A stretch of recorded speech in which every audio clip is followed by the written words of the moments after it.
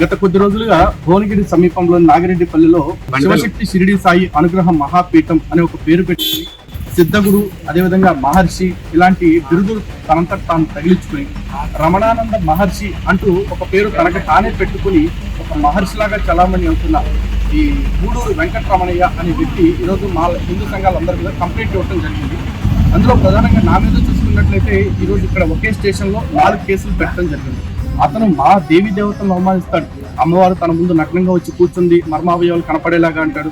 రామాయణం కల్పితం అంటాడు, రాముడు దేవుడు కాదంటాడు. అలాగే యేసుక్రీస్తుని మహమ్మద్ని వెళ్ళని సిద్ధ పురుషులు అంటూ క్లెయిమ్ చేస్తూ ఉంటాడు. సిద్ధ గురువు అని పేరు పెట్టుకుని ఇలా మాట్లాడటం తప్పు కదా అంటే మమ్మల్ని, మా జగద్గురువుల్ని, అదే మిగతా స్వామీజీలందరినీ కూడా నోటికి వచ్చిన బూతులు తిడుతూ ఉంటాడు. మాకు రాజ్యాంగబద్ధంగా సంక్రమించిన వాక్ స్వాతంత్రానికి లోబడి మాట్లాడుతున్నందుకు అతను మా మీద కేసులు పెట్టి ఈరోజు ఇక్కడ ఒత్తిడి చేస్తున్నాడు. అదేవిధంగా అతను తన పీఠంలో చూసుకున్నట్లయితే శక్తిపాతం పేరుతోటి ఎన్నో మోసాలు చేస్తా ఉన్నాడు. Drugs and magical remedies act కి దారుణమైన విరుద్ధంగా చాలా అనైతిక కార్యకలాపాలు లేకపోతే చట్ట విరుద్ధమైన కార్యకలాపాలు చేస్తూ ఉన్నాడు.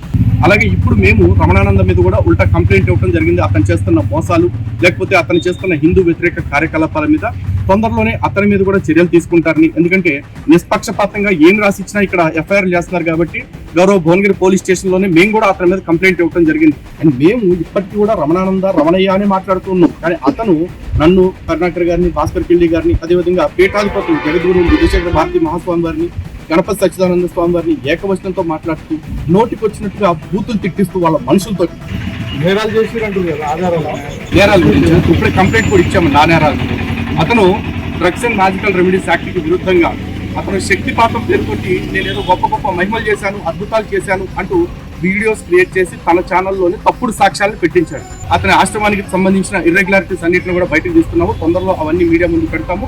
అలాగే అతని ఫైనాన్షియల్ ఇర్రెగ్యులారిటీస్ ఏవైతే ఉన్నాయో, అతను బంగారు శివలింగాలు, బంగారు విగ్రహాలు ఇవన్నీ పెడుతూ ఉన్నాడు కదా, వాటన్నిటికి సంబంధించిన ఆధారాలతో కూడా తొందరలో ఈడీని కలుస్తూ ఉన్నాము. సాయిబాబా విషయంలో ఏది ధర్మం, ఏది అధర్మం, ఏది శాస్త్రం కాదు అని చెప్పే రైట్స్ పండితులకి, ప్రవచనకర్తలకి ఉంటాయి. దాని మీద మాట్లాడే హక్కు హిందూ సంస్థలకి, హిందువులుగా మా అందరికీ ఉంటుంది.